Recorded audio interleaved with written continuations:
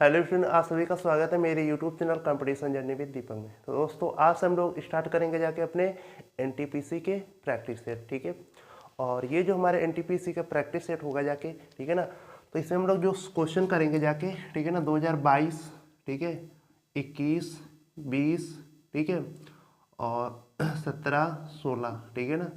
तो इन 5 सालों में जो भी हमारे एनटीपीसी के एग्जाम हुए जाके, ठीक है ना, इनके सारे क्वेश्चन हम लोग करेंगे जाके। और जो प्रैक्टिस सेट हुआ करेगा इन सारे एग्जामों के क्वेश्चनों के मतलब कि मिक्सचर होगा जाके। ठीक है, तो जो प्रैक्टिस सेट में जो क्वेश्चन होंगे जाके वो 20 क्वेश्चन, आज के प्रैक्टिस सेट में 20 क्वेश्चन है। ठीक है, और अगर टाइम मैनेजमेंट सही से होगा जाके तो हम लोग क्वेश्चनों को 25 या 30 पूरे क्वेश्चन लेके चलेंगे। ठीक है, लेकिन वैसे 20 ही क्वेश्चन हम लोग प्रैक्टिस सेट में करेंगे जहाँ तक। ठीक है, और ये जो प्रैक्टिस सेट होगा जाके इसमें आप लोगों को जो सोल्यूशन मिलेगा बिल्कुल एग्जाम ओरिएंटेड सोल्यूशन होगा जाके। एग्जाम ओरिएंटेड का मतलब है कि अगर इस तरीके से आप मैथ के क्वेश्चनों को करेंगे जाके तो आपको टाइम की कोई भी दिक्कत नहीं होगी जाके। तो बात करते हैं आज के पहले क्वेश्चन की। तो आज का हमारा पहला क्वेश्चन क्या कह रहा है, ये जो हमारा पहला क्वेश्चन है आरआरबी एनटीपीसी सीबी टू का क्वेश्चन है। ठीक है ना, 2022 का है। कह रहे हैं कि एक्स एक निश्चित कार्य को 84 दिनों में कर सकता है, वाई एक्स से 50% कार्य कम कार्यकुशल है, जबकि जेड उसी काम को करने में 28 दिन का समय लेता है। कार्य को पूरा करने के लिए वाई ने कार्य शुरू किया, 3 दिन के बाद एक्स उसके साथ कार्य में शामिल हो गया और जेड शुरुआत से 7 दिन के बाद उसके साथ शामिल हुआ। ठीक है, जो जेड है शुरुआत से 7 दिन के बाद कार्य में शामिल होता है। कह रहा है जेड ने कार्य को पूरा करने के लिए कितने दिन तक कार्य किया। तो देखो, वो कह रहे हैं कि जो एक्स है, कह रहे हैं कि जो एक्स है वो एक काम को कितने दिनों में करता है, 68 डेज में करता है। ठीक है ना, एक्स एक काम को 68 नहीं मतलब कि 84 दिन में करता है। एक्स क्या कर रहा है, काम को 84 दिन में कर रहा है। अब देखो ये बोल रहा है कि जो वाई है एक्स से 50% कम दक्ष है, तो जो वाई काम को करेगा वो 84 से डबल दिन लेगा ना, क्योंकि वो ये बोल रहा है कि जो एक्स है, एक्स से वाई क्या है 50% कम दक्ष है। ठीक, तो 50% का मतलब होता है कि जो वाई है एक्स से ज़्यादा समय लेगा, मतलब वो भी कैसा डबल समय लेगा।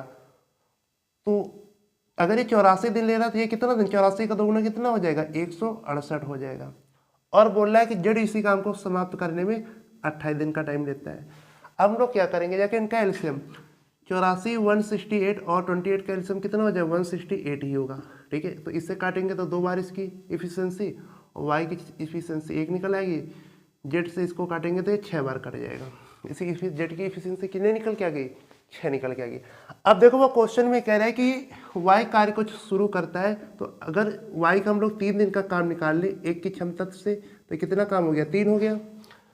और बोल रहा है कि 3 दिन के बाद एक्स वाई के साथ कार्य में शामिल हो जाता है। अब 3 दिन के बाद कितने दिन शामिल रहता है ये कैसे पता चलेगा। अब आगे ये क्वेश्चन बोल रहा है कि जो जेड है शुरुआत से 7 दिन के बाद मतलब उन दोनों के साथ शामिल होता है। तो 3 दिन तो ये हो गए, अब 7 दिन मतलब कि 4 दिन, मतलब ये कि एक्स और वाई जो मिलकर कार्य करते हैं वो अभी 4 दिन काम करेंगे। ठीक है, तो 4 दिन एक्स और वाई 3 की क्षमता से करेंगे, 2 1 3 की क्षमता से करेंगे ना मिलके, ये कितना काम कर देंगे, 12। तो ये जो टोटल ये हमारा 7 दिन का काम है, ये 1 दिन का काम और ये 4 दिन का काम, ये जो 3 दिन का, ये जो टोटल 7 दिन का काम है, ठीक है, ये कितना काम हो गया, ये काम टोटल 15 हो चुका है। तो अगर हम इसमें से 15 काम को घटा दें तो अभी काम कितना बचेगा जाके, ये 153 काम बच जाएगा। अब वो ये बोल रहा है कि जेड जो है कितने दिनों तक अब कार्य में लगा रहेगा। तो अब 3 लोग हो गए जाके, तो इसी 153 काम को ये तीनों लोग एक्स और वाई जेड 6 3 9 2 मतलब कि 6 3 9 9 की क्षमता से काम करेंगे, तो कितने दिन काम करेंगे जाके। ठीक, वो ये क्वेश्चन पूछ रहा है। तो 9 1 कम 9 हो जाएगा, कितना बचेगा जाके, 36, 9 7 63। कहने का मतलब ये कि जो जेड है वो 17 दिनों तक काम पर रहेगा जाके, ये वो बोल रहा था। ठीक है, तो ऑप्शन नंबर ए क्या हो जाएगा, ऑप्शन नंबर इस क्वेश्चन का राइट आंसर हो जाएगा। देखो क्वेश्चन में क्या बोल रहा था कि एक्स एक काम को 84 दिनों में करता है और बोल रहा है कि जो वाई है वो एक्स से 50% कम दक्ष है। मतलब ये है कि वाई की इफिशियंसी क्या है, एक्स से 50% कम है। तो इसी जब 50% कम है तो ये काम भी तो दोगुना लेगा ना जाके। समय जो है ये y x से दोगुना लेगा, 84 दूनी 168 दिन में करेगा y काम को। और बोल रहा है कि z जो है वो 28 दिन में काम को करता है। तो इनके एलसीएम लेके हमने क्या निकाल लिया, ये हमने टोटल वर्क निकाल लिया। तो x की इफिशियंसी कितनी आ गई, एक दिन की कार्य करने की क्षमता 2 आ गई, y की एक दिन की कार्य करने की क्षमता 1 आ गई, और z की एक दिन के कार्य करने की क्षमता 6 आ गई। हम लोग इसको इससे भाग देंगे, ठीक है। अब वो ये बोल रहा है, क्वेश्चन में ये कह रहा है कि जो y है वो शुरुआत काम को शुरू करता है और वो 3 दिनों तक अकेले काम करता है, ठीक है। तो 3 दिन में 1 की क्षमता से y कितना काम कर देगा, 3 काम कर देगा, ठीक है। और 3 दिन के बाद जो x है y के साथ शामिल हो जाता है। लेकिन अब कितने दिन, यहाँ 4 कैसे ले लिया, मतलब कि x और y 4 दिन कैसे काम करेंगे। देखो वो क्वेश्चन में ये बोल रहा है कि जो z आ रहा है ये शुरुआती से 7 दिन के बाद कार्य में शामिल हो रहा है। मतलब कि y ने 3 दिन यहाँ अकेले कार्य किया और x प्लस वाई अब 4 दिन कार्य करेंगे, तभी तो 7 दिन होंगे ना। तो x प्लस वाई 4 दिन में 2 और 1 3 की क्षमता से कितना काम कर लेंगे, 12 काम कर लेंगे। तो टोटल वर्क ये 7 दिन में कितना हो गया, जाके 15 हो गया। 15 कार्य उन लोगों ने कर लिया है, ठीक है ना। अब जब z आ रहा है तो ये 15 का हम लोग इसमें से घटा देंगे, अब बचा हुआ कार्य कितना रहेगा, 153। अब क्या हो जाएगा, x y z तीनों मिलकर काम को करेंगे 153 को, ठीक है ना। 6 2 8 1 9, 9 की क्षमता से तीनों मिलकर इस काम को कितने दिन में कर देंगे, 17 दिन में। तो यही क्वेश्चन पूछ रहा था कि z ने कार्य को पूरा करने के लिए कितने दिन तक कार्य किया, ठीक। तो z यहीं पर तो आया है ना, तो 17 दिन। इस तरीके से ऑप्शन नंबर ए क्या हो जाएगा, इस क्वेश्चन का राइट आंसर हो जाएगा, ठीक है। अब हम लोग बात करेंगे अपने अगले क्वेश्चन की। अगला क्वेश्चन देखो, कह रहा है कि एक धनराशि एक निश्चित चक्रवृद्धि ब्याज की दर से 15 वर्ष में स्वयं की 2 गुनी हो जाती है, कितने वर्ष में यह स्वयं की 8 गुनी हो जाएगी, ठीक है। ये क्वेश्चन हमारा आरआरबी एनटीपीसी 2021 में पूछा गया है, सीबीटी फर्स्ट में, ठीक है। तो देखो ये जो टाइम से रिलेटेड क्वेश्चन होते हैं, ठीक है ना, मतलब कि साधारण ब्याज या कंपाउंड इंटरेस्ट, ये जो टाइम वाले क्वेश्चन होते हैं, टाइम्स वाले कितने गुना जो बोल के क्वेश्चन देता है तो कैसे करते हैं। देखो कह रहे कि एक जो धनराशि है चक्रवृद्धि ब्याज की दर से 15 वर्षों में स्वयं की 2 गुनी हो जाती है, कितने वर्षों में स्वयं की 8 गुनी हो जाएगी। देखो हम लोग इधर लिखते हैं गुना लिखेंगे, इधर क्या लिखेंगे, गुना लिखेंगे, और इधर क्या लिखते हैं, टाइम। मतलब कि ये 15 वर्षों में क्या हो रही है, इधर हम लोग गुना लिखते हैं, ये गुना हो रही है, ठीक है। कहने का मतलब ऐसे इधर हम लोग क्या लिखते हैं, गुना, और इधर हम लोग क्या लिखते हैं, टाइम लिखते हैं, ठीक। इधर हम लोग समय, तो 15 सालों में धनराशि 2 गुना हो रही है। तो कह रहा है कि कितने वर्षों में स्वयं की 8 गुनी हो जाएगी। तो गुना हम लोग किधर लिखेंगे, मतलब टाइम्स। टाइम्स का मतलब होता है गुना, और टाइम का मतलब होता है समय। टाइम का मतलब होता है समय, और इधर हम लोग लिखते हैं टाइम्स, मतलब कि कितने टाइम्स राशि हो जाती है, ठीक है। तो इधर फिर हम लोग टाइम्स कह रहे हैं कि 8 गुना, इधर कौन से टाइम पूछा है, ठीक है। तो देखो हम लोग क्या करते हैं, ये जो यहाँ पे बेस है 2 है, अगर हम लोग इसकी देखें तो इसकी पावर कितनी है, 1 है, ठीक। इसकी पावर कितनी है, 1 है, इस बेस कितना है, 2 है। तो हम लोग इसको क्या कर लेंगे, इसी बेस में चेंज कर लेंगे। तो 8 को हम लोग 2 के बेस में कितनी पावर लिख सकते हैं, 3 लिख सकते हैं ना, ठीक है ना। तो हम मतलब ये कि जो हम लोग टाइम्स होता है, गुना होता है, उसको हम लोग सेम पावर में बदल, मतलब कि सेम बेस में बदल लेते हैं, आधार में। अब यहाँ पे देखो, यहाँ पे इसकी घात कितनी है, 1 है। अब देखो यहाँ ये देखो कि ये जो पावर है, पावर में कितने गुना हो गया, तो ये इसका 3 गुना हो गया। तो टाइम भी जो हमारा होगा ये 3 गुना हो जाएगा, मतलब 15 3 45 साल। तो 45 साल लगेंगे उसी धनराशि को 8 गुना होने में, ठीक है। तो ऐसे हम लोग करते हैं जाके, ठीक। तो ऑप्शन नंबर डी क्या हो जाएगा, ऑप्शन नंबर डी इस क्वेश्चन का राइट आंसर हो जाएगा। अब हम लोग चलेंगे अपने अगले क्वेश्चन की तरफ।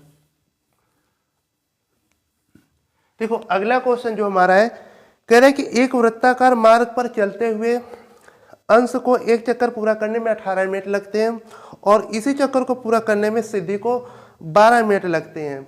यदि वे एक ही बिंदु से और एक ही समय में चलना प्रारंभ करते हैं तो वह कितने समय बाद आरंभिक बिंदु पर वापस मिलेंगे। देखो ये चीज याद रखना जाके, जब ये कहता है कि कोई वृत्ताकार मार्ग है, ठीक है ना, मान लो कि 2% यहाँ से चलना शुरू कर रहे हैं, इस पॉइंट से चलना शुरू कर रहे हैं, ठीक है।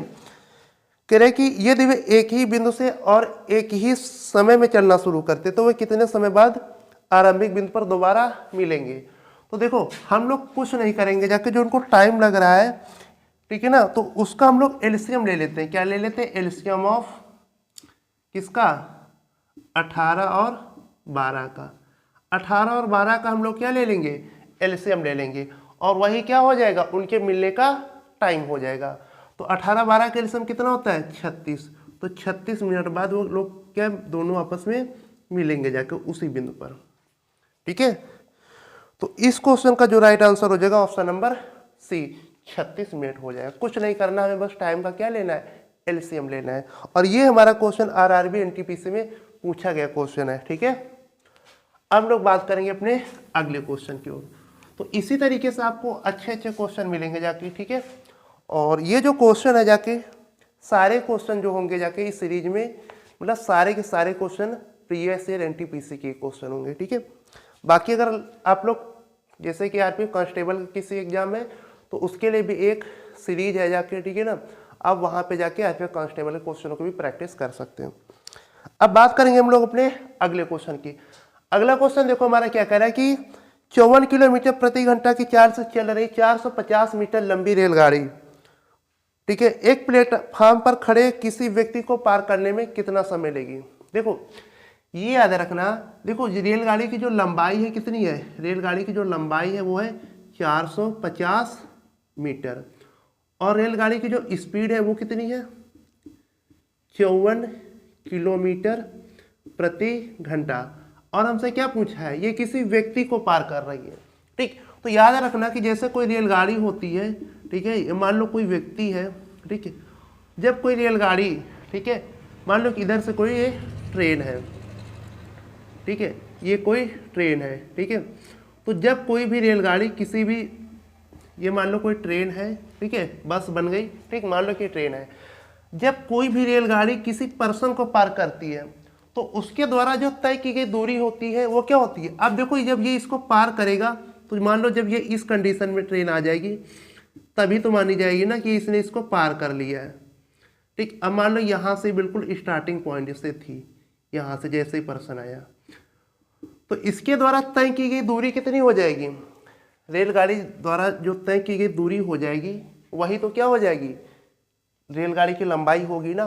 तो ये इसको कब पड़ेगी? देखो व्यक्ति जो है इसकी ना इसकी कोई लंबाई तो होती नहीं, एक प्रकार से बिंदुवस्त वस्तु होती है। जब कोई रेलगाड़ी किसी भी व्यक्ति, ठीक है ना, या खंभे किसी को ऐसी वस्तु को पार करे जो बिल्कुल बिंदुवत, उसकी कोई लंबाई नहीं है, तो वो हमेशा, यहाँ तो कुछ गैप दिख रहा होगा लेकिन कुछ होगा, मान लो उसके पैर ही है, ठीक, तो जब वो उसको पार करेगी जाके तो स्वयं की लंबाई के बराबर ही दूरी तय करेगी ना, ठीक। तो यहाँ से हमसे क्या पूछ रहा है? हमसे टाइम पूछा है। तो टाइम बराबर क्या होता है? देखो चाल बराबर क्या होता है? दूरी बटे समय, ठीक। तो समय बराबर क्या होता है? टाइम बराबर डिस्टेंस बटे स्पीड। तो डिस्टेंस कितनी है? 450 मीटर है, और चाल कितनी? 54 किलोमीटर प्रति। तो हम लोग 54 को किस में लिखे? दूरी हमारी मीटर में है, तो इसको भी हम लोग मीटर प्रति सेकंड में चेंज करने के लिए 5/18 से गुणा करेंगे तो 18 ऊपर चला जाएगा। 18 तिया 54, 15 तिया 45, तो 30 सेकंड क्या आ जाएगा? 30 सेकंड हमारा टाइम आ जाएगा कि जो रेलगाड़ी है व्यक्ति को पार करने में कितना समय लेगी? 30 सेकंड का समय लेगी। याद रखना जब भी कोई रेलगाड़ी किसी मतलब कि बिंदुवस्त वस्तु को पार करती है तो उसके द्वारा जो तय की गई दूरी होती है वो क्या होती है? उस रेलगाड़ी की स्वयं की लंबाई ही होती है, ठीक है। तो इस क्वेश्चन का जो राइट आंसर हो जाएगा ऑप्शन नंबर डी हो जाएगा। और ये हमारा क्वेश्चन आरआरबी एनटीपीसी सीबीटी 2 में पूछा गया क्वेश्चन है 2022 में, ठीक है। तो अब लोग बात करेंगे अपने अगले क्वेश्चन। अगला क्वेश्चन देखो हमारा क्या कह रहा है। अगला क्वेश्चन ये बोल रहा है कि के का वह मान ज्ञात कीजिए जिसके लिए समीकरण निकाय 2x + ky बराबर 11, 5x - 7y बराबर 5 का कोई हल ना हो। तो देखो एक ही याद रखना कि जब आपसे ये कह दे, देखो मैं थोड़ा जैसे एडवांस होता है, ठीक है, तो मैं एडवांस के आप लोगों को थोड़ा सा कॉन्सेप्ट बता दिया करूँगा, ठीक है। तो इसमें 3 कंडीशन होती हैं जाके, एक तो कंडीशन ये होती है कि मान लो कि वो कहे आपसे अद्वितीय हल, एक कंडीशन होती है अद्वितीय हल के लिए, अद्वितीय हल या हम उसी को कहते हैं कि एक हल, ठीक है। तो उसके लिए कंडीशन होती है, मान लो कि दो समीकरण हैं, एक है a1x प्लस b1y, ठीक है, प्लस c1 बराबर 0। ये रेखा का पहली रेखा का समीकरण, दूसरी रेखा का समीकरण a2x प्लस का b2y प्लस c2 बराबर 0। ये दो रेखाएं हो गई। अब आपसे अद्वितीय हल या एक हल के लिए कंडीशन क्या होती है, a1/a2 does not equal to b1/b2 बराबर c1/c2। ये कंडीशन होती है अद्वितीय हल के लिए, ठीक है। ऐसे ही एक और तीन कंडीशन इसमें होती है। दूसरी कंडीशन ये याद रखना, ये होती है कि इसी में कि a1/a2 बराबर, अगर मान लो कि यहाँ पे क्या है कि कह दे कोई हल नहीं है, कोई हल नहीं है, कोई हल नहीं है, ठीक है। तो उसके लिए क्या कंडीशन होगी, उसके लिए कंडीशन होती है a1/a2, ठीक है, बराबर b1/b2, ठीक, does not equal to c1/c2। ये कंडीशन होती है जब वो कहता है कि कोई हल नहीं है, ठीक। तीसरी एक कंडीशन याद रखना कि जब वो कहता है कि अनंत हल है, क्या है, अनंत हल है, ठीक है। अनंत हल का मतलब होता है कि अनेक, बहुत सारे हल है, तो उसका मतलब वो रेखाएं कैसे होती है, संपाती। उसके लिए कंडीशन ये होती है कि a1/a2 बराबर b1/b2 बराबर c1/c2। तो ये तीन कंडीशन आप लोग याद रखना। तो जो देखो एडवांस में बच्चों को बहुत ज़्यादा दिक्कत करती है, ठीक है ना। तो एडवांस का अगर कोई भी कॉन्सेप्ट आए, क्वेश्चन आएगा, तो हम लोग उसके कॉन्सेप्ट ही पढ़ लिया करेंगे। ऐसे क्या होगा कि हमारे कॉन्सेप्ट भी क्लियर होते चले जाएंगे, ठीक। अब उसने क्या बोला है, क्वेश्चन में बोल रहा है कि कोई हल ना हो, ठीक है ना। तो कोई हल ना हो मतलब ये सेकेंड वाली, ठीक। क्वेश्चन में उसने क्या बोला है कि समीकरण क्या दिए कि 2x, ठीक है, और प्लस का ky इक्वल टू 11 और 5x माइनस का 7y इक्वल टू 5, ठीक। अब वो बोला है कि कोई हल ना हो, तो इसके लिए, ठीक, इसके लिए हम लोग ये कंडीशन लगा देंगे कि a1/a2 इक्वल टू b1/b2, ये कंडीशन। तो ये होता है a1, ये a2 है, तो 2/5 बराबर ये है b1 और ये है b2, ये तो कितना आ जाएगा, 7 दूनी 14 और के बराबर माइनस का 14/2 आ जाएगा, ये मान हो जाएगा, ठीक है। तो ये होती है जाके कंडीशन, ये आप लोग याद रखना। देखो कभी कभी आपसे ये भी कह सकता है कि रेखाएं कैसी हैं कि प्रतिच्छेदी बोल दे, फिर भी यही होगा। अगर आपसे प्रतिच्छेदी रेखाएं बोल देगा तो यही कंडीशन, और इसमें कैसी रेखाएं बोल सकता है, इसमें बोल सकता है कि समांतर रेखाएं, देखो ये बन सकता है, ठीक है ना। तो और इसमें क्या बोल सकता है कि संपाती रेखा है, ठीक है ना, ये बोल सकता है आपसे, ठीक है। और अगर आपसे इसमें अगर युग्म भी पूछ ले, वैसे पूछेगा नहीं, अगर पूछ ले तो युग्म इसमें क्या हो जाएगा, संगत हो जाएगा, ठीक है। और इसमें युग्म क्या हो जाएगा, इसमें अगर युग्म पूछ ले कि अद्वितीय हल के लिए युग्म कैसा होगा, ठीक, अगर युग्म भी कह दे, ठीक है ना, तो युग्म क्या होता है, असंगत। वैसे ये चीज़ पूछी नहीं जाएगी, ठीक है, ज़्यादातर अगर बाई चांस पूछ ले। अब इसमें क्या युग्म होता है, इसमें भी युग्म संगत होता है, ठीक है ना। तो ये होता है पूरा कॉन्सेप्ट इस क्वेश्चन का। तो इसका राइट आंसर क्या हो जाए, ऑप्शन नंबर डी हो जाए, -14/5। और ये हमारा question RRB NTPC CBT first में पूछा गया क्वेश्चन है 2022 में ही, ठीक है। तो एडवांस के जो क्वेश्चन आया करेंगे तो हम लोग क्या करेंगे, उनके कॉन्सेप्ट ही पूरा क्लियर कर लेंगे। अब देखो बात करते हैं अपने अगले क्वेश्चन की। कह रहा है कि पहली 100 धनात्मक पूर्णांक संख्याओं में से कितनी संख्या 3 या 4 से पूर्णतः विभाज्य है। देखो पहले जो 100 पूर्णांक में से अगर हम लोग 3 या 4 से पूर्णतः विभाज्य है, तो इसके लिए हम लोग क्या करेंगे जाके, ठीक, इसके लिए हम लोग क्या करेंगे, देखो क्या दिया है 100, ठीक है ना। अब 100 कह रहे कि वो 3 या 4 से पूर्णतः विभाज्य है। देखो हम लोग पहले क्या निकाल लेते, देखो क्वेश्चन बोल रहा है कि पहली 100 धनात्मक पूर्णांक संख्याओं में से कितनी संख्या 3 या 4 से पूर्णतः विभाज्य है। देखो हम लोग क्या करेंगे, पहले हम लोग 3 से विभाजित संख्या निकाल लेंगे। तो 100 को हम लोग 3 से भाग करते हैं तो कितना आ जाएगा, 33 बार पूरा पूरा। पूर्णांक हम लोग केवल लिखेंगे। ऐसे हम लोग 4 से निकालेंगे तो हम लोग 100 को क्या करेंगे, 4 से डिवाइड करेंगे तो ये 25 बार पूरा पूरा कट जाएगा। अगर हम लोग फिर इसके एलसीएम मतलब 12 से डिवाइड करेंगे, किसको, 100 को 12 से, ठीक, 12 अट्ठे 96 होता है, ठीक है। अगर हमें वो संख्या निकालनी है तो पहली बात हम लोग इनको जोड़ लेते हैं, ठीक। जब हम लोग इसको ऐड करेंगे तो कितना आ जाएगा, जाके 58 आ जाएगा। और उसमें से ये जो चीज़ें कॉमन होती है, यहाँ से कॉमन चीज़ें निकलती है जो कि यहाँ पर ले ली गई होती हैं, ठीक। तो हम लोग इसको यहाँ से घटा देते हैं तो हमारी संख्या कितनी निकल के आ जाएंगी, 50 संख्या ऐसी होंगी जाके जो 3 और 4 दोनों से विभाज्य होंगी जाके, ठीक। तो ऑप्शन नंबर डी क्या हो जाए, ऑप्शन नंबर डी इस क्वेश्चन का राइट आंसर। देखो हम लोग क्या करेंगे कि पहले हम लोग 3 से निकाल लेंगे कितनी संख्या विभाज्य है, ठीक। तो हम लोग 3 से उसी संख्या को भाग कर देते हैं। 4 से निकालना है तो हम लोग 100 को 4 से भाग कर देंगे। अब हम लोग इनके एलसीएम से जब भाग करेंगे तो इसको हम लोग घटाते हैं, क्योंकि इसमें वो संख्या आ जाती है जैसे कि मान लो इसमें कोई 12 संख्या होगी, ठीक। तो 12 या 24 जो 3 से भी कटेगा 4 से भी, तो वो तो संख्या दोनों में कॉमन हो गई ना।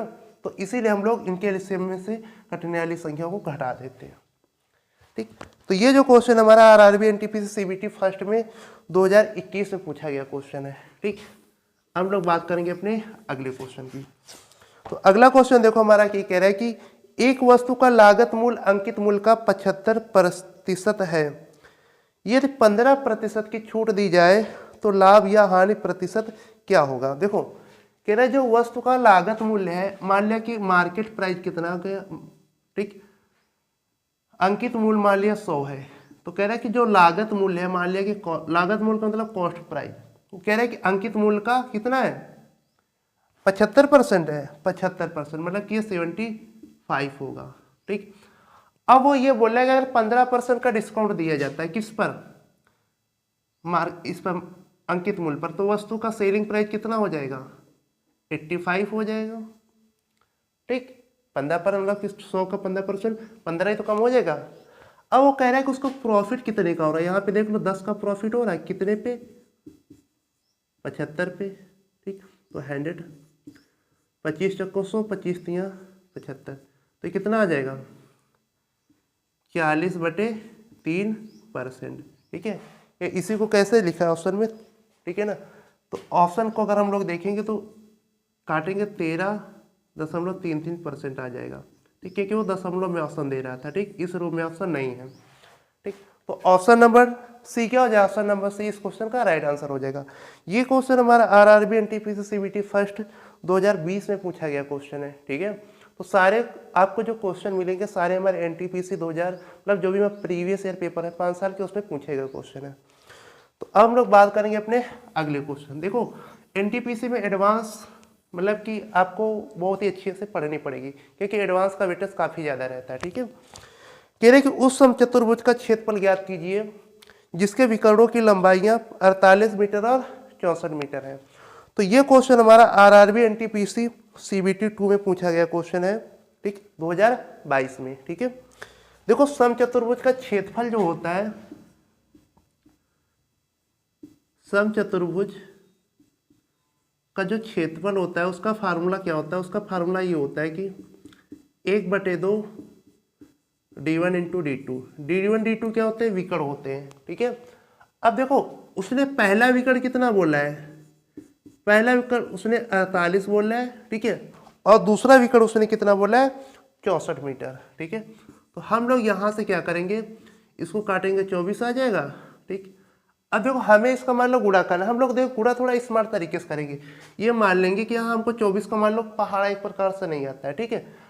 हम लोग क्या करेंगे, इसको 2 हटा के इसको 2 गुना कर देंगे, 128 मान लिया। अब इसमें हम लोग यहाँ बचा 12, 12 का तो हम लोग पहाड़ा पढ़ सकते हैं ना, आराम से गुणा कर लो, 12 अट्ठे 96 और ठीक 12 अट्ठे 96, या हम लोग ऑप्शन को देखो कैसे कर सकते थे, ठीक है।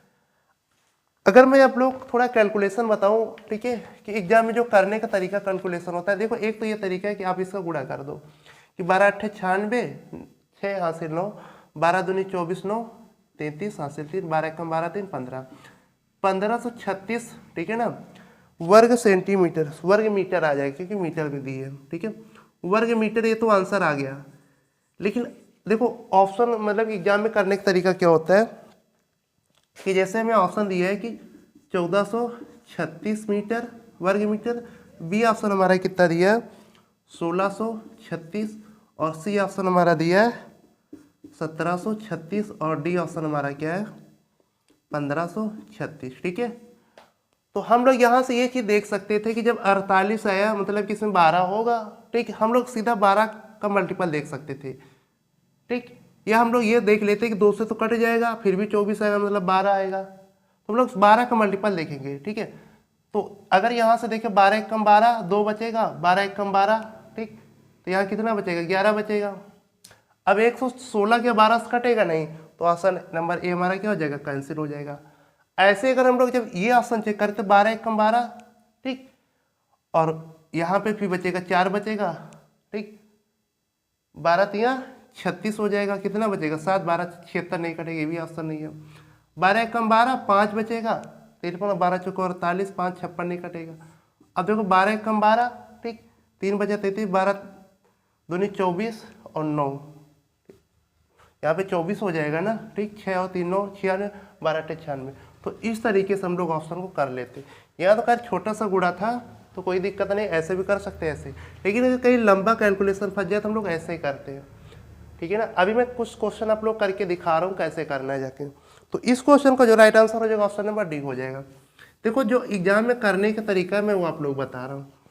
अब बात कह रहे कि अब देखो बात करते हैं अपने अगले क्वेश्चन की। अगला क्वेश्चन ये बोल रहा है कि ओ केंद्र वाले एक वृत्त पर वृत्त के बाहर स्थित एक बिंदु से खींची गई स्पर्श रेखा पीटी वृत्त को बिंदु क्यू पर स्पर्श करती है। यदि पी क्यू बराबर 30 सेंटीमीटर और वृत्त का व्यास 32 सेंटीमीटर है तो ओपी की लंबाई कितनी होगी। देखो क्वेश्चन में उसने ये बोला है कि मान लो ये कोई वृत्त है और इसका केंद्र ओ है, ठीक है। अब वो बोल रहा है कि इस पर एक स्पर्श रेखा है, ऐसे क्या है, इस पर एक स्पर्श रेखा है पीटी, ये पीटी कोई स्पर्श रेखा है, ये वृत्त को बिंदु क्यू पर स्पर्श कर रही है, ठीक। तो जब हम लोग स्पर्श बिंदु से केंद्र को मिलाएंगे तो ये लंब हो जाता है, ठीक है, ये लंब हो जाता है। उसने ये बोला है कि जो ओपी है, ओपी कितनी हमको दी है, ओपी हमको दी है 30 सेंटीमीटर, और ये हमको व्यास उसने बोला है, ये हमारी त्रिज्या होती है। देखो स्पर्श बिंदु को केंद्र से मिलाने पर हमारी त्रिज्या हो जाती है, ठीक है ना। तो ये हमारा क्या है, व्यास बोल रहा है 32 है, तो ये हमारी त्रिज्या कितनी हो जाएगी 16 सेंटीमीटर आ जाएगी, और हमसे उसने ये पूछ दिया है। देखो ये हमारी क्या होगी, अब थोड़ा यहाँ ये देखना कि ये 8 का 2 गुना ही तो लिखा है ये 16, और ये जो ये 15 का 2 गुना ही तो 30 लिखा है। तो एक यहाँ से आप चीज देखना 8 15 17 का एक ट्रिपलेट होता है, ठीक है। जब ये 8 का 2 गुना है, ये 15 का 2 गुना है, तो ये भी 17 का 2 गुना 34 हो जाएगा, ठीक। तो ये क्या होगा, ये 17 का 2 गुना 34 आ जाएगा। तो जो हमारी ओपी आ जाएगी वो कितनी आ जाएगी 34 सेंटीमीटर आ जाएगी। तो ऑप्शन नंबर बी क्या हो जाएगा, इस क्वेश्चन का राइट आंसर हो जाएगा। देखो आप पाइथागोरस प्रमेय भी लगा के कर सकते हैं, लेकिन ऐसे तरीके से मत करो कि जिससे आप एग्जाम में फंस जाओ, ठीक है, यह लेंथी मेथड है। आप ट्रिपलेट याद रखना जाके, क्योंकि ज़्यादातर क्वेश्चन आपसे ट्रिपलेट से ही पूछ लिए जाते हैं जब भी पाइथागोरस प्रमेय बनती है, ठीक है। अब हम लोग बात करेंगे अपने अगले क्वेश्चन की। अगला क्वेश्चन देखो हमारा ये बोल रहा है कि 169 रुपए को 2:5:6 के अनुपात में विभाजित कीजिए, संगत अनुपात में धनराशियां दी जाएंगी, मतलब कि रुपए में धनराशियों को लिखना है। देखो जो रेशियो दिया है वो क्या दिया है कि 2:5:6। अगर हम लोग रेशियो में टोटल धनराशि देखें तो 6 5 11 13 हो रही, जबकि क्वेश्चन में कितनी धनराशि बोल रहा है 169, ठीक। तो ये इसका कितना गुना है, 13 गुना ही तो है ना। अब वो हमसे पूछ रहा है कि इन सभी का मतलब अलग अलग धनराशियां बतानी है। तो इसको जब मिली हुई की धनराशि की 2 की वैल्यू अगर हमको निकालनी है तो 13 दूनी 26, 5 की वैल्यू निकालनी है 13 5 65, और 6 की वैल्यू 13 6 78। तो ये क्या हो जाएगा 26 और 65 और 78 क्या हो जाएगा, इस क्वेश्चन का राइट आंसर हो जाएगा, ठीक। तो ऑप्शन नंबर बी क्या हो जाएगा, ऑप्शन नंबर बी राइट हो जाएगा। और ये क्वेश्चन हमारा है जो CPT 2 में पूछा गया क्वेश्चन है, 2017 में पूछा गया, और इससे पहले वाला जो क्वेश्चन था हमारा RRB NTPC 2021 में CBT फर्स्ट में पूछा गया क्वेश्चन था, ठीक। हम लोग बात करेंगे अपने अगले क्वेश्चन की। अगला क्वेश्चन जो हमारा है वो CBT 2 में पूछा गया क्वेश्चन है 2017 में। कह रहे कि एक दुकानदार त्रुटिपूर्ण बाट का प्रयोग कर फल खरीदते और बेचते समय 15% का लाभ की बेईमानी करता है तो उसका कुल लाभ प्रतिशत। देखो बेईमानी का मतलब होता है कि दुकानदार को लाभ हो रहा है और वो लाभ खरीदते समय भी हो रहा है और बेचते समय भी हो रहा है। तो कभी भी जब उसको ऐसे साल 2 बार प्रॉफिट दे दे, वो खरीदते समय भी 15% का प्रॉफिट कमा रहा है और बेचते समय, तो इसको हम लोग AB रूल से कर लेते हैं। AB प्लस का AB अपान में 100, ठीक। तो 15 2 बार लिखेंगे 30 और प्लस 15 इंटू 15 यहाँ इसका गुणा करेंगे 225 और 100 से भाग करेंगे तो 2.25 आ जाएगा। तो 32.25% का उसको क्या होगा, ओवरऑल प्रॉफिट होगा, ठीक है ना। देखो जब कोई दुकानदार खरीदते समय और बेचते समय भी दोनों टाइम पे बेईमानी करता है तो वो उसका लाभ ही होता है जाके, ठीक। अगर सेम है या अलग अलग भी है तो उसको हम लोग AB रूल से कर लेंगे। तो ऑप्शन नंबर बी क्या हो जाएगा, इसका राइट आंसर हो जाएगा। अब हम लोग बात करेंगे अपने अगले क्वेश्चन की। अगला क्वेश्चन कह रहा है कि 800 रुपए की धनराशि को 3 वर्ष के लिए साधारण ब्याज पर निवेश किया जाता है। 3 वर्ष के लिए ब्याज की दर 6%, 8% और 10% वार्षिक है, ठीक है। 3 वर्ष के अंत में प्राप्त होने वाले ब्याज की कुल राशि ज्ञात की। देखो उसने 3 वर्ष में ब्याज पूछा। देखो जो पहले साल ब्याज है, ठीक है ना, पहले साल जो रेट है ब्याज की, ठीक, वो कितनी है, वो 6% है। और दूसरे साल जो ब्याज की दर है वो कितनी है, 8% है। और तीसरे साल जो ब्याज की दर है वो कितनी है, 10% है, ठीक है। देखो ये 3 सालों में उसको कितना ब्याज मिल जाएगा, 24% का ब्याज मिलेगा। वो हमसे 24 का ही तो परसेंट का मान पूछ रहा है, ठीक।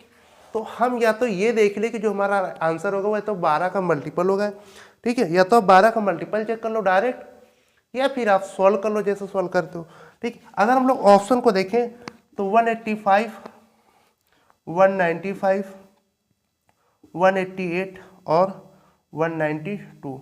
अगर हम लोग ऑप्शन को देखें तो 12, देखो यहाँ 24% का ही हमसे वैल्यू पूछ रहा है। पहले साल के रेट 6%, दूसरे साल के रेट 8%, तीसरे साल के रेट 10%। तो पहले साल ब्याज 6% क्योंकि साधारण ब्याज है, दूसरे साल के लिए ब्याज 8%, 10%। इन 3 सालों में टोटल ब्याज कितना हुआ, 24%। 24% का मतलब ये कि आप सीधा 12 का डिविजिबिलिटी रूल ही चेक कर लो, ठीक है। या तो आप देखो ये 12 कम 12, ठीक है, कितना बचेगा 7, यहाँ कितना बचेगा जाके 6 बचेगा, ठीक। 65 नहीं कटेगा तो ये भी ऑप्शन नंबर ए कैंसिल हो जाएगा। ये बी ऑप्शन हो गया, ये सी हो गया, ये डी हो गया। अब देखो 12 कम 12 7, 75 नहीं कटेगा फिर 12 से, 12 कम 12 6, 68, ये भी नहीं कटेगा। 12 कम 12 7, 12 6 72, ये कट जाएगा। तो 192 क्या हो जाएगा, मतलब कि ब्याज हो जाएगा, राइट आंसर हो जाएगा, ठीक है। अब देखो एक करने का तरीका क्या था कि देखो उसने आपको धनराशि कितनी दी थी, 800 रुपये। तो ये जो 800 रुपये ये हमारा 100% का मान है, एक ये भी तरीका है। और आपसे क्या कराएगा, तो जब ऑप्शन डबल मिल जाए तो हम लोग एक तरीका ऐसा भी याद पता होना चाहिए कि जिससे हम मेथड से कर सकें। तो हमसे 24% की वैल्यू पूछ रहा था, तो परसेंट से परसेंटेज कैंसिल हो जाता है, 2 जीरो कट गया, ठीक। 8 चौको 32 के 2, 8 दूनी 16 3 19, ये एक तरीका है। तो मेथड भी याद आपको पता होना चाहिए और मतलब कि ऑप्शन से भी करना पता होना चाहिए। अगर जब ऑप्शन से नहीं होगा हम लोग तभी मेथड लगाएंगे। तो ये जो क्वेश्चन था हमारा CBT फर्स्ट 2021 में पूछा गया RRB NTPC में, ठीक है। हम लोग बात करेंगे अपने अगले क्वेश्चन की। अगला क्वेश्चन देखो कह रहा है कि 20% वार्षिक चक्रवृद्धि ब्याज की दर से 3 वर्ष के लिए और 20% वार्षिक सरल ब्याज की दर से समान अवधि के निवेशित एक धनराशि पर प्राप्त होने वाले ब्याजों का अंतर 448 रुपये है। निवेशित धनराशि का मान ज्ञात कीजिए। देखो उसने रेट दी है आपको दोनों कंडीशन में 20%, ठीक। एक बार वो 3 साल वो आपसे ये पूछ रहा है कि 3 साल के कंपाउंड इंटरेस्ट मतलब चक्रवृद्धि ब्याज CI और 3 साल के SI, ठीक है, 3 साल के SI के बीच का डिफरेंस आपको उसने कितना दे दिया, 448 दे दिया, ठीक। तो वो उसने आपसे वो धनराशि पूछ रहा है। तो देखो एक फार्मूला होता है 3 सालों के चक्रवृद्धि ब्याज, ठीक है, और SI, 3 सालों के SI के बीच का डिफरेंस का एक फार्मूला होता है, ठीक है। वो क्या होता है, PR/100 का whole square into 300 plus R/100। ये क्या होता है, ये एक फार्मूला होता है, ठीक है। तो अब हम लोग देखो कैसे करेंगे, बस ये इसका 3 साल का डिफरेंस, ये सही कितना दिया, 448 दिया है, बस P निकालना है हमको। रेट कितनी दी, 20% दी है, तो 20/100 मतलब 1/5 का स्क्वायर, और यहाँ से 300 R का मान 20% रखेंगे, 320/100 आ जाएगा। तो 1 जीरो हमारा कैंसिल हो गया। अब देखो यहाँ से क्या बचेगा, यहाँ से 1/25, 1/5 स्क्वायर मतलब कि 1/25 हो जाएगा, ठीक है। अब देखो अगर हम लोग 16 दूनी 32, 16 दूनी 32 कितना, 12 बचेगा, 116 128, 2 से काटा कितना आ जाएगा, 14, ठीक है। 14 के इसमें गुणा करना है और 1 जीरो, तो इधर से प्रिंसिपल बराबर कितना आ जाएगा, या हम लोग ये कह सकते हैं 14 आ गया ना, तो 14 का मल्टीपल मतलब हम लोग 7 का मल्टीपल भी देख सकते हैं। अगर हम लोग ये देखें, अगर हम लोग ऑप्शन देखो हम गुणा मत किया करो, ठीक है। आप ऐसे देख लो, सीधा ऑप्शन से करो। मैंने बोला कि अगर ऑप्शन से लग रहा है कि अब ऑप्शन से ही उत्तर मिल जाएगा तो आप कर लो, ठीक है। बाकी आप लोग यहाँ पे 14 × 25 इंटू इसको कर लेंगे, आंसर आ जाएगा, ठीक। 25 को 100 हो जाएगा, ठीक है। तो 2 जीरो, 1 जीरो इधर, 1 जीरो हासिल 10, 25 कम 10 25 35, मतलब कि प्रिंसिपल तुम्हारा ये देखो आंसर तो इस तरीके से इतना था कि आ ही जाएगा, ठीक। लेकिन क्या था कि हम लोग यहाँ से ऑप्शन से भी कर सकते थे, हम लोग सीधा 7 का मल्टीपल, 14 तो केवल मतलब 7 एक ऐसी संख्या है जो अभाज्य, अभाज्य संख्या मिल जाए तो बहुत ही जल्दी आंसर आ जाएगा, ठीक है। अगर हम लोग 7 का मल्टीपल देखते हैं तो हमारा ऑप्शन नंबर डी ही मैच होता जाके, ठीक। तो ऑप्शन नंबर डी इस क्वेश्चन का क्या हो जाएगा, sorry option number C right answer हो जाएगा, ठीक। तो अब हम लोग बात करेंगे अपने अगले क्वेश्चन की। अगला क्वेश्चन देखो हमारा कह रहा है कि एक बाग में 5776 पेड़ हैं और पेड़ों को कुछ इस प्रकार प्रत्येक पंक्ति में किया गया है, व्यवस्थित किया गया है कि पेड़ों की जितनी पंक्तियां हैं प्रत्येक पंक्ति में उतने ही पेड़ हैं, तो पंक्तियों की संख्या ज्ञात कीजिए। देखो क्वेश्चन में वो बोल रहा है कि एक बाग में 5776 क्या है, पेड़ हैं। तो देखो उसने ये बोला है कि मान लिया कि पंक्तियों की संख्या, ठीक है, x, और एक पंक्ति में पेड़ों की संख्या भी x ही है। तो अगर हमें टोटल पेड़ निकालने हैं तो x इंटू एक्स का मल्टीपल ही तो करेंगे, वो कितना आ जाएगा, 5776 आ जाएगा, ठीक। हमसे क्वेश्चन में कह रहा है कि पंक्तियों की संख्या, तो मतलब कि हमें x का मान बताना है, तो x स्क्वायर बराबर 5776, ठीक है। तो यहाँ से क्या है कि हमें केवल इसका वर्गमूल निकाल लेना, तो इसका वर्गमूल याद रखना। देखो मतलब कुछ आप लोग वर्गमूल याद रखो जाके, ठीक है, या आप इसका निकाल सकते हो। तो इसका जो वर्गमूल होता है वो 76 होता है, तो जो पंक्तियों की संख्या हो जाएगी वो कितनी आ जाएगी, 76 आ जाएगी। तो ये क्वेश्चन बहुत, देखो इसमें होता कुछ नहीं, बस बच्चे हड़बड़ा जाते। देखो उसने बोला है कि एक खेत में 5776 पेड़ हैं, ठीक, और बोल रहा है कि उतनी ही पंक्तियां हैं जितने की एक पंक्ति में पेड़ हैं। तो हमने ये मान लिया कि खेत में x पंक्तियां हैं और एक पंक्ति में x ही पेड़ होंगे, तो टोटल पेड़ क्या होंगे, जाके हम लोग उनका गुणा करके तो निकालेंगे ना। तो बस हमें वर्गमूल निकालना रहता है। अब ये डायरेक्ट कह सकते थे कि 5776 का वर्गमूल ही निकालना है, याद रखो, बाकी एक्सेस कुछ नहीं करना है, ठीक है। तो 76 आ जाएगा, ठीक है। तो ऑप्शन नंबर सी क्या हो जाएगा, ऑप्शन नंबर सी क्वेश्चन का राइट आंसर हो जाएगा। तो ये जो हमारा क्वेश्चन है आरआरबी एनटीपीसी सीबीटी फर्स्ट में पूछा गया क्वेश्चन है 2021 का। अब हम लोग बात करेंगे अपने अगले क्वेश्चन की। कह रहे हैं कि अगला क्वेश्चन ये बोल रहा है कि ए ने एक घोड़ा 4500 रुपए में खरीदा, उसने इसे 5% लाभ पर बी को बेच दिया, बी ने इसे 20% लाभ पर सी को बेच दिया। सी द्वारा घोड़ा खरीदने के लिए भुगतान की गई राशि ज्ञात कीजिए। देखो कभी भी जब ऐसे पूछे कि ए ने एक धनराशि इतने में खरीदी, फिर उसने बी को इतने % लाभ पर, फिर उसने सी को इतने % लाभ पर, तो सी के लिए धनराशि कितनी हो जाएगी।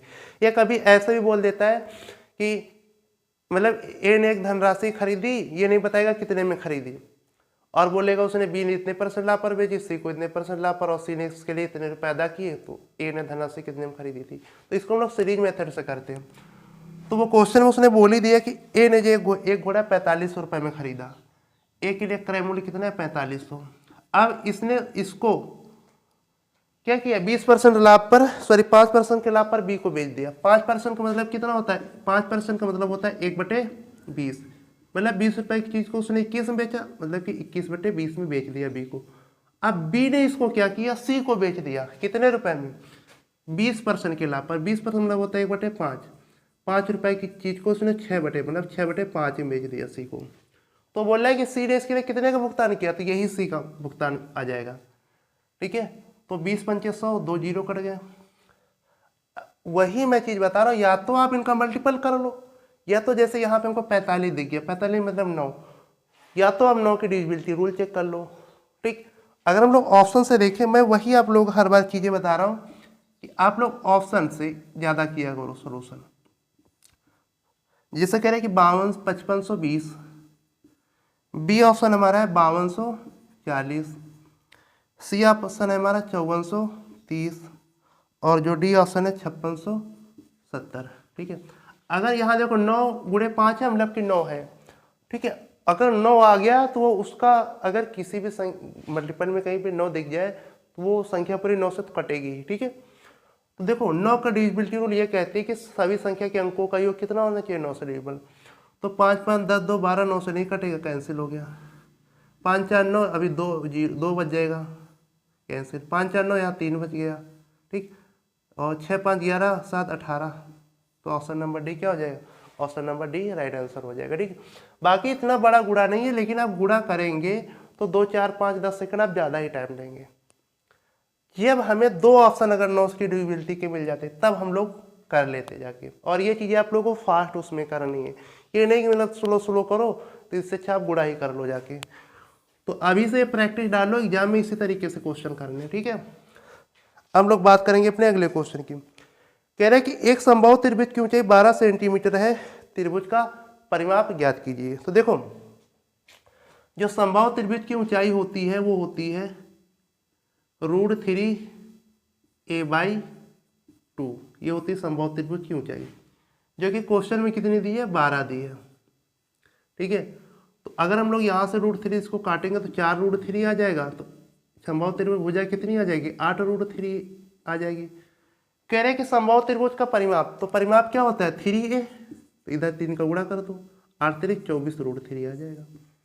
तो 24 √3 क्या हो जाएगा, संभव त्रिभुज का परिमाप। फार्मूला बेस्ड क्वेश्चन ही ज़्यादातर एडवांस में आते हैं। ठीक है, तो ऑप्शन नंबर बी क्या हो जाएगा, ऑप्शन नंबर बी इस क्वेश्चन का राइट आंसर हो जाएगा। और ये क्वेश्चन हमारा आरआरबी एनटीपीसी 2022 में पूछा गया, CBT 2 का क्वेश्चन है। और पीछे वाला भी जो क्वेश्चन हमारा आरआरबी एनटीपीसी 2000 मतलब वो 21 में पूछा गया, वो भी हमारा क्या है, CBT 2 का क्वेश्चन है। ठीक, हम लोग बात करेंगे अपने अगले क्वेश्चन की। अगला क्वेश्चन कह रहे हैं कि वह बड़ी से बड़ी संख्या ज्ञात की जो 288 और 468 दोनों को पूर्णतः विभाजित करे। तो देखो, हमसे जब कभी भी ऐसे कहते थे वह बड़ी से बड़ी संख्या, तो उसका मतलब होता है कि हमको HCF बताना है। क्या बताना है, HCF बताना है। HCF किसका बताना है, जो 288 और 468 को पूरी तरह डिवाइड कर दे। ठीक, तो हम लोग इनके अंतर का भी HCF बता सकते हैं। ठीक है, HCF या तो इनके अंतर का, जो इनके अंतर की जो मतलब जो आएगा उसका भी हम लोग मल्टीपल बता सकते हैं। ठीक, अगर हम लोग इसका अंतर निकालेंगे तो 0 आ जाएगा, और 14 में 18, ठीक 18 में 6 गए, कितने बचेंगे जाके, अच्छा इधर घटाना है ना, 14 में 8 गए 6 बचेगा, 16 में 8 गए 8 बचेगा। ठीक है, और यहाँ कितना आ जाएगा 3 में तो 180। अब जो हमारा आंसर होगा, या तो हम इसका HCF निकाल लो या इसी का मल्टीपल निकाल लो। ठीक, तो या तो आप इसी का मल्टीपल निकाल सकते हो। ठीक है, तो देखो ऑप्शन क्या दिया है, 39 39 क्या इसको काटेगा, 39 मतलब 13 180 को नहीं काटेगा, तो ऑप्शन नंबर ए जो 39 है हमारा कैंसिल हो जाएगा। ऑप्शन नंबर बी हमारा क्या है, 36 है। ठीक, ऑप्शन नंबर सी क्या है हमारा, 72 है। ऑप्शन नंबर डी हमारा क्या है, 18 है। ठीक है, तो अगर हम लोग जब 36 से इसको काटेंगे तो ये हमारा मिल जाएगा। ठीक, अगर हम लोग 72 से काटे ये भी नहीं होगा, इससे 18 से काटा 18 दाम 80, लेकिन ये छोटा है, इससे बड़ा तो 36 ही मिल रहा है ना, तो 36 ही राइट आंसर हो जाएगा। तो इस तरीके से हम लोग करते हैं, ठीक है। या तो आप इसका डायरेक्ट HCF निकाल लो। जो एग्जाम में करने का तरीका है मैं उस पर आप लोगों को फोकस कर रहा हूँ, ठीक है, और उसी विधि से आप लोग सवाल बता रहा हूँ। और ये जो क्वेश्चन हमारा CBT 2 में पूछा गया है 2022 में NTPC में, ठीक। हम लोग बात करेंगे अपने अगले क्वेश्चन की। अगला क्वेश्चन ये कह रहा है कि एक वस्तु को 750 रुपये में बेचने पर 25% का लाभ होता है, उसी वस्तु को 660 रुपये में बेचने पर होने वाला लाभ प्रतिशत ज्ञात कीजिए, ठीक। अब देखो वो कह रहा है कि जब वो वस्तु को 750 में बेचता है उसको 25% लाभ होता है। कहने का मतलब है कि जब वो 750 में बेचता है, इसका मतलब उसको 125% लाभ, मतलब उसको 125, मतलब कि वो वस्तु को 125 में बेच रहा है, ठीक। तो 750 की वैल्यू कितनी हो जाएगी, 125%, ठीक। अब वो आपसे पूछ रहा है कि अगर वो वस्तु को 660 रुपये में बेचेगा तो उसको कितने % का लाभ होगा, तो 660 की वैल्यू निकाल लो। देखो क्वेश्चन उसने ये बोला है कि जब वो वस्तु को 750 रुपये में बेचता है तो उसको 25% का लाभ होता है, इसका मतलब वो वस्तु को 125% पे बेच रहा है, ठीक। तो 750 की वैल्यू कितनी दी, 125%। अब वो क्वेश्चन में क्या कह रहा है कि जब वो वस्तु को 660 रुपये में बेचेगा तो उसको कितने % का लाभ होगा, ठीक। तो यहाँ से 0 से 0 कैंसिल हो गया। अब देखो अब हम लोग क्या करेंगे, जाके ये 25 तियाँ 75, 25 बचे कितना आ जाएगा, 25 बचे 125, इसको काटेंगे 22, 22 पंचे कितना आ जाएगा, ये परसेंटेज है अभी 110% आ जाएगा, ठीक। परसेंटेज नहीं हटाएंगे, 200 को नीचे कर दो, मतलब कि अब वो वस्तु को 110% बेच रहा है, तो कॉस्ट प्राइस तो हमारा 100% का होता है, तो उसको प्रॉफिट अब कितना होगा, जाके 10% का होगा जाके। वो ये चीज़ बोल रहा था क्वेश्चन में, आप समझ में आ गया ना। तो इस क्वेश्चन का जो ऑप्शन होगा, option number A right answer होगा, ठीक है। ये हमारा क्वेश्चन जो CBT फर्स्ट 2021 में पूछा गया क्वेश्चन है। हम लोग बात करेंगे अपने अगले क्वेश्चन की। तो अगला क्वेश्चन देखो बोल रहा है कि संख्या, ठीक है, 81, 73, 54 में 8 और 5 के अंकिक मानों का योग। देखो संख्या, ये जो हमारा क्वेश्चन है इतना आसान क्वेश्चन है, CBT फर्स्ट में पूछा गया 2021 में RRB NTPC में। संख्या हमको दी है 81, 73, 54, ठीक। इसमें पूछ रहा है कि 8 और 5 के अंकिक मानों का योग। अरे जब वो 8 और 5 के अंकिक मानों का योग मतलब 8 + 5 का योग ही तो पूछ रहा है, कितना हो जाएगा, 13 हो जाएगा बस। अब देखो इससे आसान क्वेश्चन अगर देखा जाए, सबसे आसान क्वेश्चन तो यही है। तो ऑप्शन नंबर से क्या हो जाएगा, ऑप्शन नंबर से क्वेश्चन का राइट आंसर हो जाएगा। हम लोग बात करेंगे आज के अपने लास्ट क्वेश्चन की, ठीक है। और ये देखो मैथ में एडवांस में ऐसे क्वेश्चन पूछे जाते हैं। कह रहा है कि 70 डिग्री का संपूरक कोण ज्ञात कीजिए, मतलब कोण 70 डिग्री का संपूरक कोण ज्ञात कीजिए। देखो संपूरक कोण का मतलब होता है जब हमसे कभी भी संपूरक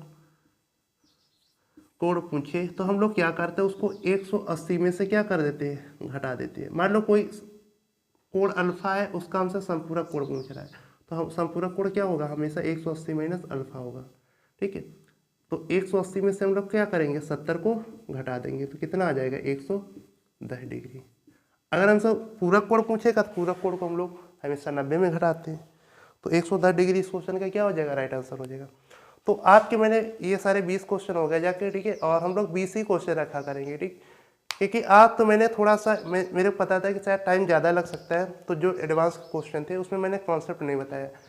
हम लोग अगले प्रैक्टिस सेट में क्या किया करेंगे कि जैसे मान लो कोई त्रिभुज का क्वेश्चन आ गया, कोई वर्ग का क्वेश्चन आया, कोई समचतुर्भुज का आया, तो हम लोग समचतुर्भुज की सारी प्रॉपर्टी पढ़ लेंगे।